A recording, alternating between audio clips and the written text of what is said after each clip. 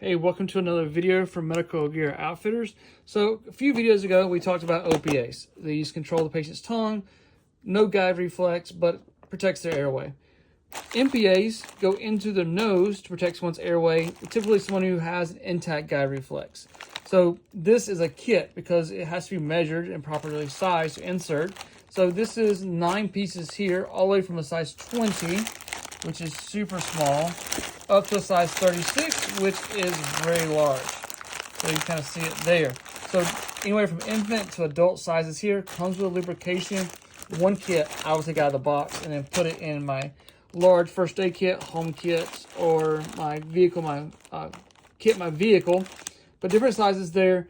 So no gag reflex, still has a gag reflex, goes into the nose, protects the airway, keeps the tongue off the back of the throat. Take out of the box. To me, that's the best way. We do sell them individually, but if you're looking for a kit, we have those available at medicalgearoutfitters.com. I'll put a link down below.